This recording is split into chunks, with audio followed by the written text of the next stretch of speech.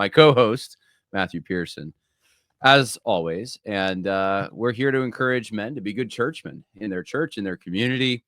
And we got a bunch of stuff to talk about today. So whatever questions you guys have, we have an attribute of God we're going to cover, his righteousness. And then we have an article from TruthScript. But before we get to that, I just want to let everyone know that TruthScript is a 501c3.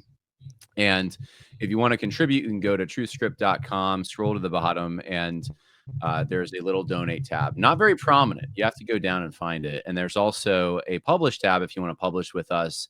You can see the requirements for that. I know a few good articles that are coming. Now is a good time to actually subscribe to TruthScript because we got some real bangers that are going to be coming in the next 2 weeks. There is a conference coming up. It's not on the TruthScript website, but it is affiliated with TruthScript. In fact, I need to have our web guy take down the one that just happened. We just last weekend had our Christianity and the Founding Conference. That went very well, by the way. And we will be having another conference this coming weekend. Probably the easiest way is to go to johnharrispodcast.com. And if you go there and scroll down, scroll to speaking. Sorry, you don't have to scroll. Just click on speaking. The Truth Conference, May 2nd through 4th in Mount Laurel, New Jersey. So, yeah, it kind of sounds like TruthScript, right? Truth Conference. Check it out if you're in that area. I would love to see you there. I'll be there. David, the president of TruthScript, will be there. And then Seth Brickley, Andrew Rappaport, Craig Chambers, a lot of former evangelical free church guys. strivingforeternity.org is also a place you can find it under their events tab if you want to know more. So we are going to talk about one of the articles on TruthScript called Through the Roof, a call to spiritual action. But before we get to that, I thought, I know Matthew said, let's not do an attribute of God today, but I said, let's actually do one because we don't have to have all the theological books in front of us to talk about this. I don't think we're going to talk about the righteousness of God, And there's two primary words in the Bible to describe God's righteousness. Do you know what they are, Matthew? Out of curiosity, the two primary words? The one in Greek and one in in Greek. Yeah. I mean, I'm thinking of is it dikaios? This is going to really show my. Okay, there it is. Dikaios or dikaiosune, but same root. And then in Hebrew, it's the same word for justice.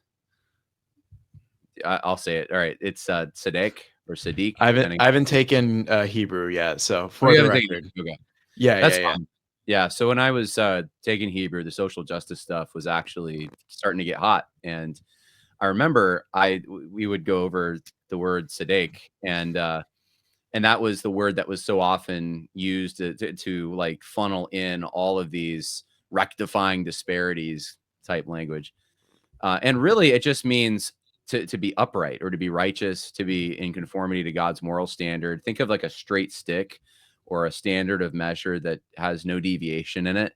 Dikaiosune is kind of similar to that, or dikaios, just righteous, a person who embodies those things. It is a communicable attribute of God. So it's something that describes God, but it's something that we are also called to be in our own lives. We're supposed to do justice, right? That's that word there, tzedek or tzedek. And there's a number of verses on this that I could read for you from both the Old and the New Testament. The Psalm 7:9 says, "Oh, let the wickedness of the wicked come to an end, but establish the just. For the righteous God trieth the hearts and reins." And then Psalm 11:7 says, "For the righteous Lord loveth righteousness." This is all in King James. "His countenance doth behold the upright." So there's a contrast, obviously, between righteousness and wickedness. If we go into the New Testament, Romans 3:25 through 26 says, "Whom God hath sent forth to be a propitiation through faith in his blood, to declare, I say, at this time his righteousness, that he might be just and the justifier of him which believeth in Jesus." And then 1 John 2:29, "For ye know that he is righteous, ye know that everyone that doeth righteousness is born of him." So righteousness is that state of being wherein one has no moral flaws and is upright in every way. There is no deviation. There is no crookedness to one's character. A righteous man is someone who does the right thing no matter what the circumstances or the consequences of his actions. So he's a marble man, as that was a term used to describe Robert E. Lee. He was a marble man. There was no flaw in him, essentially. Although, of course, there was, but he's not God. But Jesus truly was a marble man in that sense. There truly was no flaw in Jesus Christ. And that's who God is. We can depend on him 100% to always do the right thing. He can't be bribed. He can't be tempted. He doesn't even tempt us, as James says. He has no association with evil whatsoever. He is all light, no darkness. And that's, I think, a basis for depending on him, and that his decisions are good. And this is probably one of the first things that's questioned about God. It's either this or his power, his ability to interact in the discourse, the life events when there's a trial. People want to question whether is he really righteous? Is he really someone who cares and values goodness and truth? Or is he someone who can be bought and actually has nefarious motives he's not telling us about? A righteous man, and God obviously is like this, upholds all the transcendental goods. So the good, the true, the beautiful, all those things are maxed out 100% in God.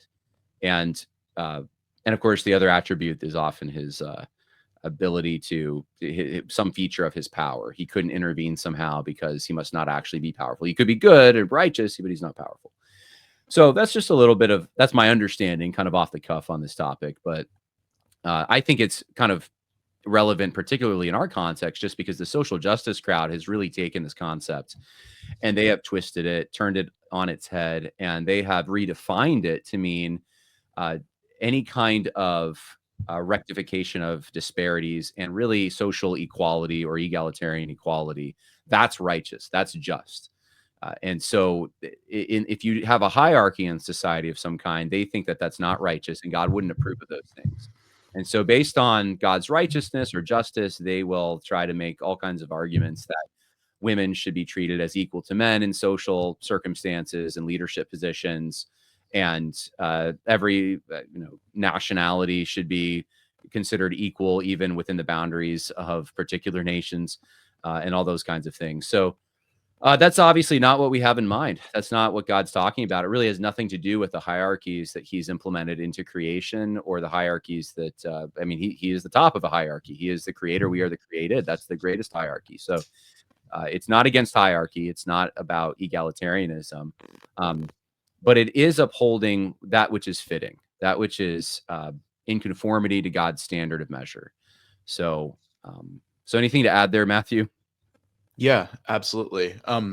You said a lot of good stuff there, John, so I don't have too much to add on to what you were saying. I think I could just, really just expand it instead. I like the point that you made pertaining to hierarchy, because oftentimes when we speak of righteousness or social justice or things like that, what people are supposing is that total equity and equality is that which is righteous. What everyone's due is what every other person has. So there's almost like a lot of people with their definition of righteousness, it's almost like this sort of egalitarianism. But if you're a Christian and you believe in the Christian God, you have to understand that at the very basis and foundation of this belief that we have is hierarchy, and this hierarchy is righteous. And our fundamental principle to this righteousness, which is still hierarchical, is the very existence of God who is the creator of all things, and God who is uniquely transcendent above all things. If he is transcendent above all things, this necessitates that him being above means he is higher in the hierarchy. And if God is righteous, this means that hierarchy in principle is not unrighteous or is not unjust. For it to be that way, that would entail that God himself is unjust, that would contradict the very character of God, who God is. And if God was not righteous, God would not be God. And if God was not God, there'd be nothing to uphold all of creation. And thus the very reality of God being righteous, of righteousness being compatible with hierarchies, is essential to the existence of all things. So hierarchy is not unrighteous. That's a good point to make. A mother or father having authority over their children to tell them what to do is not unrighteous. As a matter of fact, it is righteous, because what you as a parent owe to your child is to properly raise them, is to properly make sure that they are obeying you. A mother and father owe to their child this actual familial role of commanding them, in the same way that a child, in order to be righteous, owes to his parents obedience. Because righteousness, when we speak of it, would be rendering to someone that which is their due. And what is a child's due? Proper parental guidance. What is a child's due to their parents? It would be obedience. And so that's very important. And this also has practical implications in the spiritual realm when we consider righteousness. When you read throughout the Old and New Testament, we see that God is a righteous and just God, and that he demands obedience. And yet we constantly fall short of this obedience. We ourselves are not righteous, just like the Apostle Paul writes, none are good, no, not one. And he himself is quoting, I believe, a psalm there. I can't remember off the top of my head. But a big theme of this idea of cosmic redemption is that Christ was obedient in our stead. When our forefather Adam failed to obey, Christ, our second Adam, did obey. And as a result of this, he wins for us this sort of righteousness through his sacrifice on the cross, by which we are able to be made righteous. And then there's two senses in which I say that we are made righteous.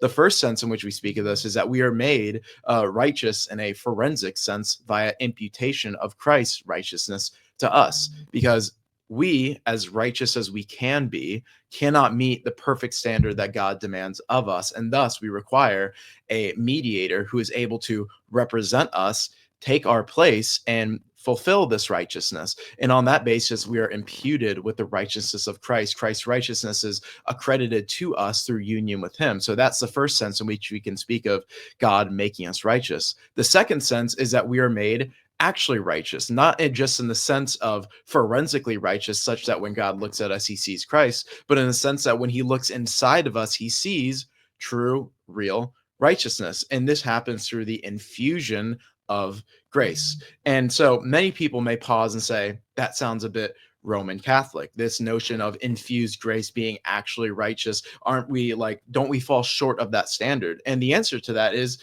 by no means. That's not the case at all. This is not a distinctly Roman Catholic belief that we are made truly righteous. We would just call that sanctification. This is the idea that through growth in grace, through dedication to prayer, through reading the word, through fellowshipping with believers, through acts of charity that we perform to others, through helping the lowly, we are actually doing righteous deeds. And in doing righteous deeds, we are being and acting righteous. The difference is that this is not a perfect righteousness, which is why we need the perfect righteousness of Christ to be credited to us, because even a non-believer can do things which we can call righteous. The difference is that in the eyes of God, this falls short of his standards, and thus it is not true righteousness. But with the imputed righteousness of Christ, we have grounds on which to stand.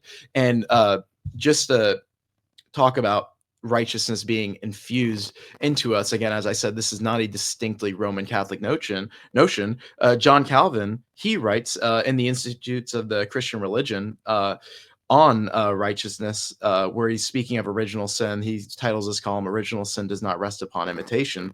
He says later in this, he says, "But it is well known that this, that being the remission of sins, occurs in no other way than that wonderful communication whereby Christ transfuses into us the power of his righteousness." Likewise, William Perkins, in his book Reformed Catholic, William Perkins is well known as one of the greatest Puritans out there, though there is debate over whether he was truly a Puritan, because he remained within the Church of England. He was okay with the Book of Common Prayer and things like that. But that's another Theobro nerdy discussion for another day. But he states, again, the benefits of Christ's manhood are diversely given, some by imputation, which is an action of God, accepting that which is done by Christ as done by us, and thus it has pleased God to give the passion of Christ and his obedience.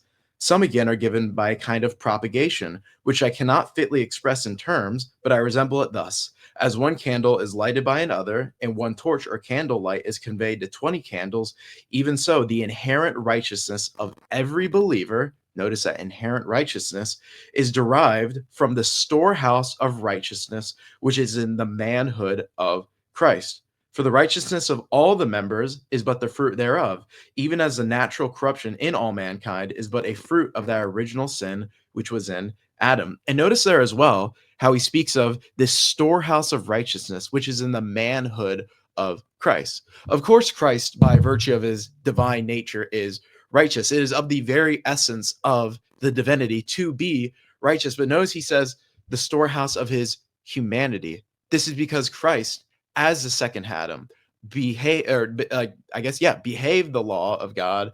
Yeah, I guess we could say it that way. I kind of misspoke, but that works. He obeyed the law of God through his obedience. He won for us true obedience to God's law. And this is when we speak of imputation, this is the imputation of the active obedience of Christ. But there's also an infusion whereby we partake of Christ's righteousness such that we may be righteous, because on our own we cannot be righteous. So I like how I began this by saying I didn't have much to add, but I became a yapaholic real quick. But there's so much to say here in regard to righteousness, and the fact that God does not look at our inward righteousness as the sufficient basis on which he judges us, but rather he sees Christ's imputed righteousness to us. And that is truly a beautiful thing that Christ won on the cross for us, was true righteousness, that we may be made acceptable in God's eyes, that we may participate in divine glory and be made through becoming a brother of Christ, we may be made a son of God.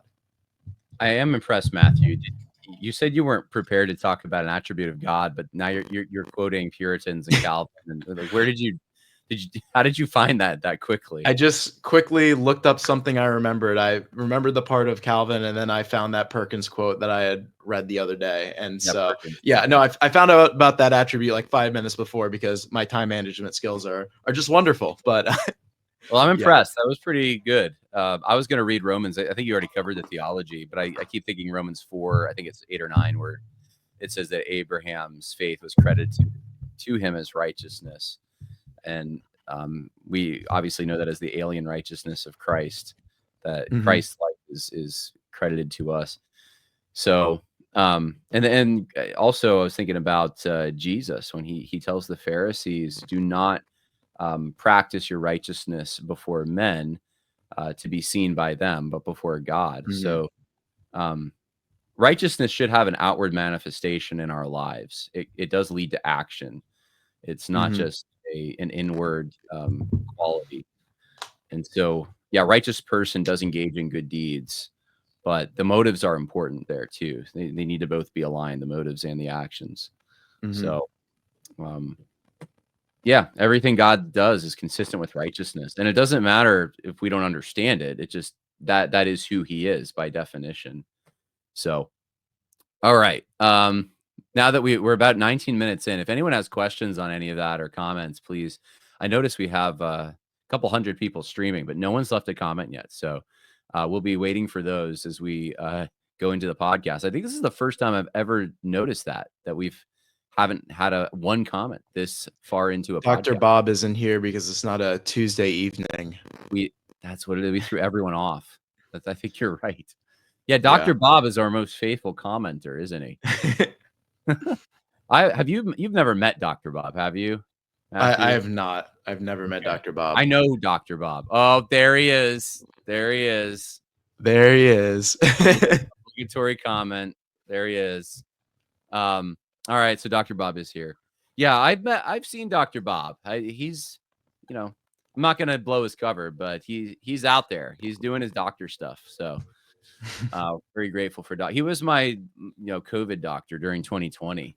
I was like, did he vaccinate you? No.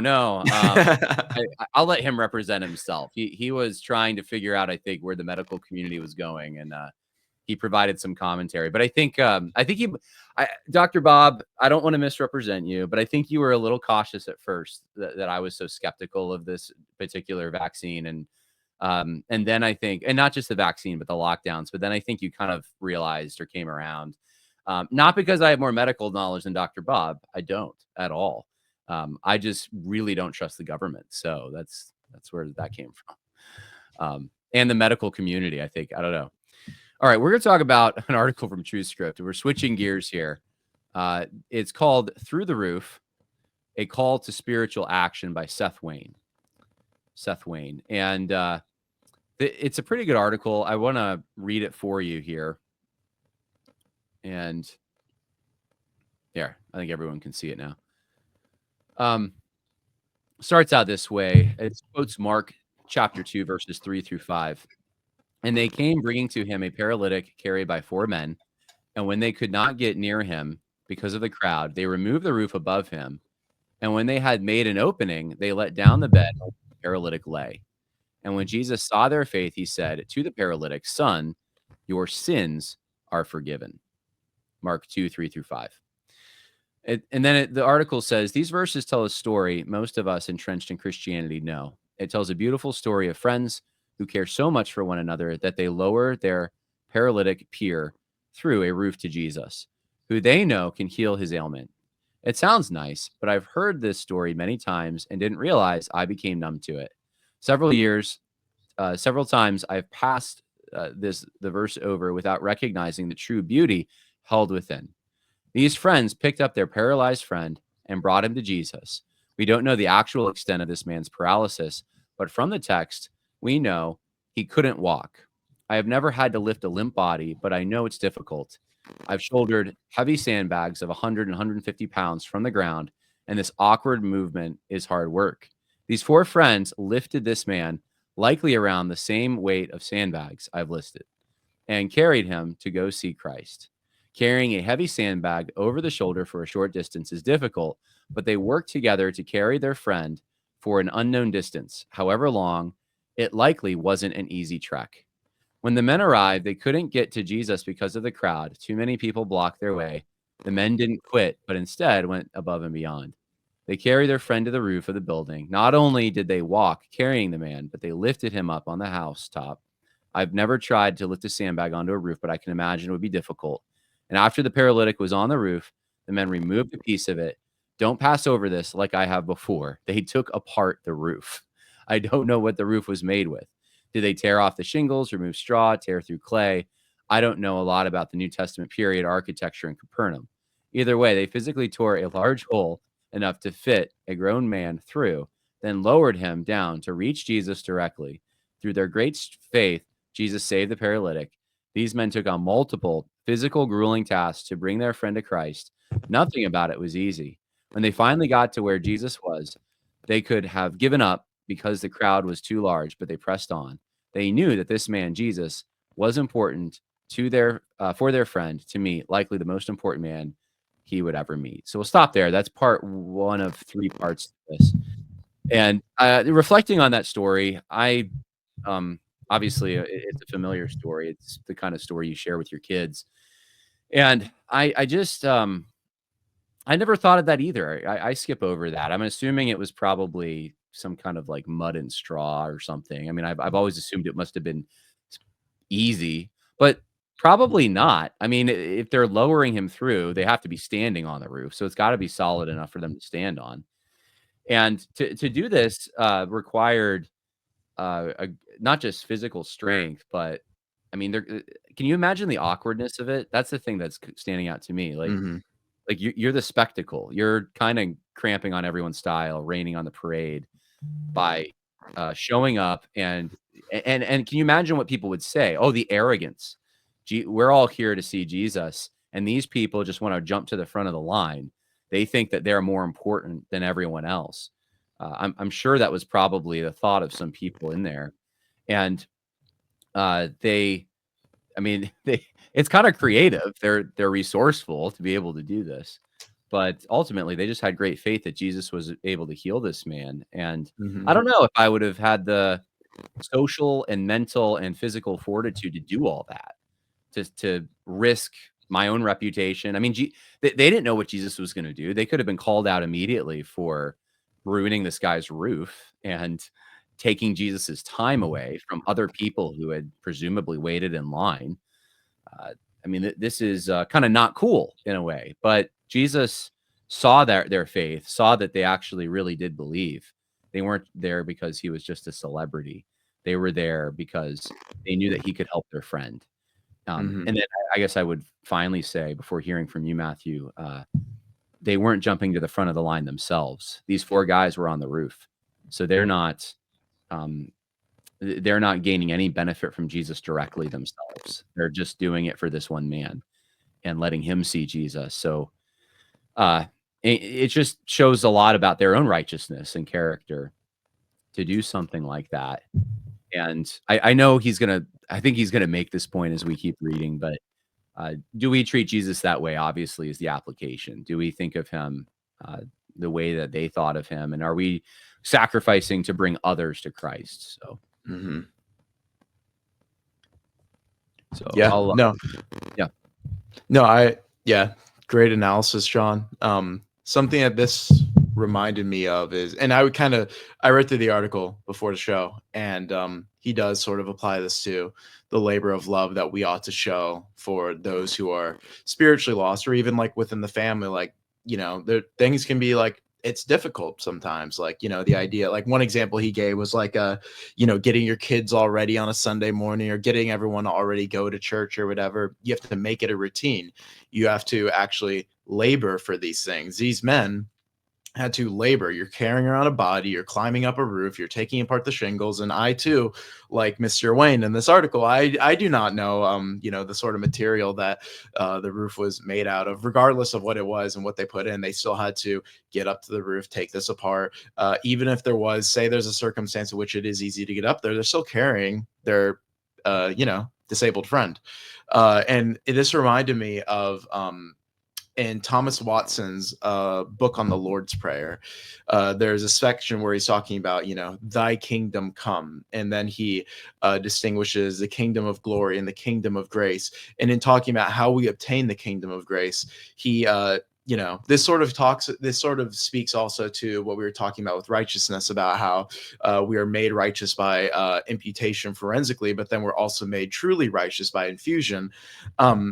In speaking of what must we do to obtain this kingdom, he says, in general, take pains for it. We cannot have the world without labor. And do we think to have grace? And then he quotes Proverbs 2:4, if you seek her as silver.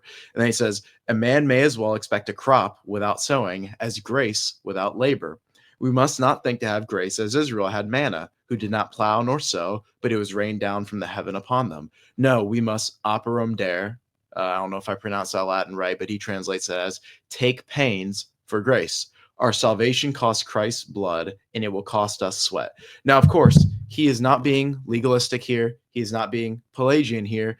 The idea that he is setting forth here is that the Christian life is paradoxical. There is a sense in which we rest in Christ. Come to me, all who are heavy laden and burdened. I will give you rest. Take my yoke upon me, for I am gentle and lowly of heart. And yet there is also a sense in which we must take pains. We must do things. We must get up. We must pray. You can't have salvation without prayer. And nevertheless, these things are gifts. We're given the ability to do such a thing. And so now take this when you think about yourself and how the Christian life involves you going to church, praying, reading the word of God, fasting, keeping yourself devoted and steadfast in all these things, and apply it to other people. These men took pains to get him on the roof and to lower him to Christ. They saw what God had done for them, and they thought, we ought to do this for this man. And we can use this analogy because when you look at Christ's healing and restoring all these people throughout the gospel narratives, what does this ultimately point us to? How Christ heals us, because sin too is a spiritual sickness. It's a disease. It cripples us. It blinds us.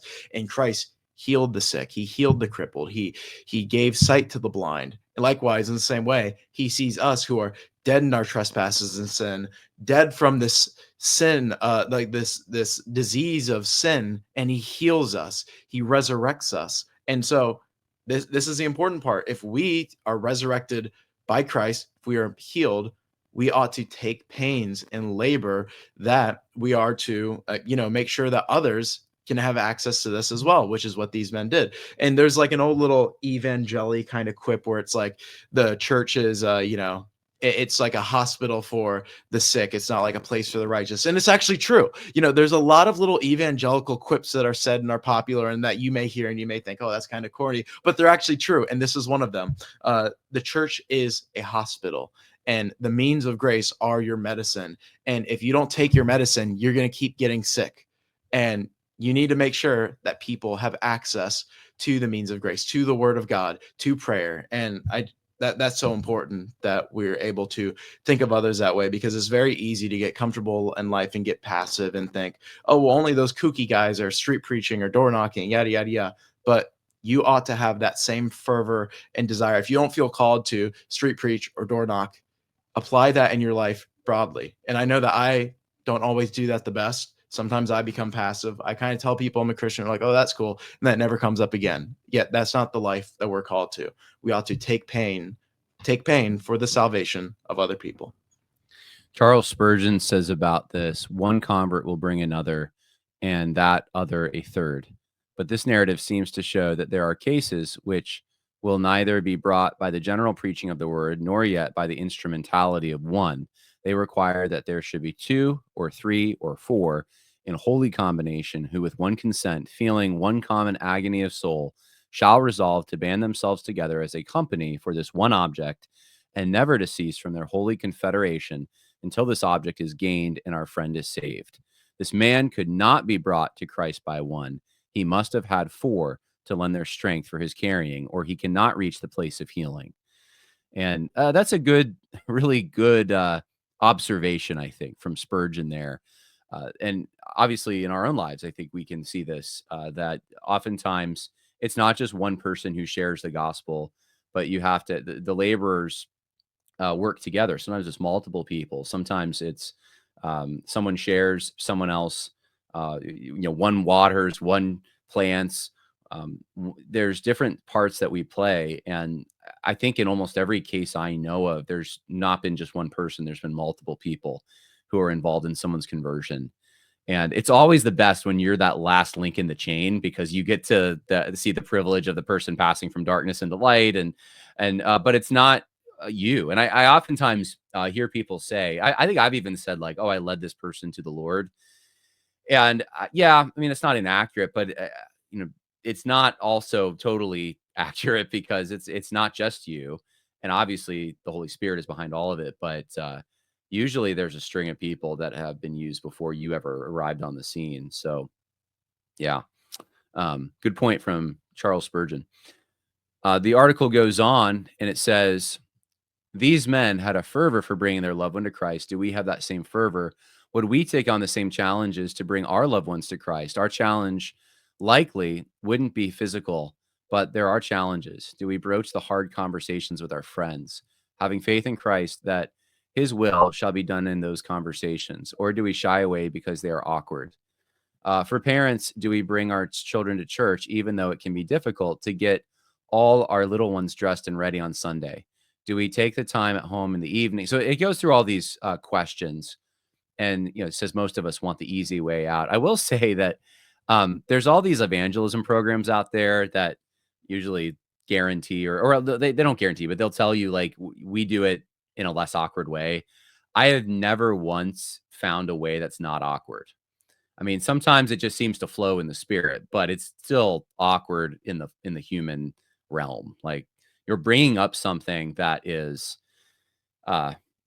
it's hard for a non-believer to hear that they're not on their way to heaven. That's really, there's no easy way to say that, or to insinuate that, or to get them to even come to that conclusion without it being awkward. I don't know how you avoid that. So some guys are smoother than others, but it doesn't matter how smooth you are. That there's always a hill you have to climb. And then he goes on and he says, another way we can understand this passage is in reference to our service to fellow Christians. We don't need to expend greater energy on the lost than the found. So as we put forth our strivings towards reaching the lost, we should also strive to edify our local church. Serving a local body is not easy. Some go to church every Sunday, but that's all. Corporate worship is one of the primary purposes of the church, but there are many more things to be done. He goes on and he says, we might ask, are we putting in the work to grow closer to Christ in our own time? So, I mean, it's a general call here for sanctification and greater closeness to Christ. But I would say that that is, I think, the main That's the main thing here is we want to be near Jesus, and we want those who we love to be near Jesus. I have a little daughter now. Every night I pray this, that the Holy Spirit would be with her, that she would just be near Jesus. And my Calvinist theology, right? My theology that says that humans are all depraved. That obviously for those who aren't initiated into this world, that does not mean you're as evil as you can be. It just means that you have the Adamic nature in you. You have a tendency towards sin and violating God's standards. So my daughter has this, and it's maybe now starting to be manifested a little bit when she doesn't get her way. But she's such a good kid. It's very hard for me to see how can this kid have sin, right? And I know for some parents it's just so easy. I think Bodhi Bacham talks about vipers and diapers. I did not see that with my little daughter forever, but I know now. Okay, she does have a selfish streak sometimes. She wants to do her things on her time. And my hope is that every night, I think of John the Baptist had the Spirit. I don't know how that works with babies, but I just want her to be near Christ. And when she comes to a situation where she can't understand, I want her to receive Christ. And I would be willing as a dad, I think, to sacrifice anything for her, just for her to know that. I would give up anything. Whatever sum of money, whatever time, whatever I need to do. That's the most important thing because I love her. And so are we doing that with the people in our lives? So we have responsibility toward. That's the main thing. And so often we cannot provide the necessary answers or encouragement, but we know who can, and that's Christ. People need Christ. And that is one thing that we can do is point people towards Christ. So any thoughts on that, Matthew? No, you summed it up. You summed it up well. Yeah, and I cannot relate. I have no child, but Lord willing, the microplastics will flee from my members, and I will be able to have many offspring. I will be praying for you along those lines, and it's exciting. You're going to be married soon, and hopefully have little ones of your own before too long. Cappy Lover says, "Is this for men only? I'm not a man, but it's 2025, so I suppose that could be." So we do have female listeners. You know what? I will consider doing this. I will consider re-uploading the an edited version of this podcast. One for the women. One for the women. Yeah, one for the women. Yeah. It's not. Well, Not a space. John, I do know one female that does listen to this, and that is my fiance occasionally. Oh no! So, oh no! Well, she listens because you're on it, probably. Yeah, that's true. Her father listens as well. So, hello, sir. Did she listen? This is speaking of awkwardness. Now, did this happen before you guys were dating? Did she listen to my other podcast, Conversations That Matter? Oh, no. No, it's totally because you're on the podcast. Okay, that's the right answer. Her father has been a longtime fan of you, so he did listen to Conversations That Matter before me. So yeah, well, you're welcome. Matthew's a good guy. I can vouch for him. So marry your daughter. If anyone has, it's funny. We've only had 2 people here commenting, which is kind of light. I know it's a beautiful day where I am, but if anyone has comments to bring, we will talk about them. If not, we will wrap up the podcast kind of early tonight, which Matthew probably would not object to, since I'm sure he's got a lot of studying and stuff to do. But yeah, I'm not seeing much in here except, it was really nice. Cappy Lover does say that she's listening to my book Against the Waves. So thank you.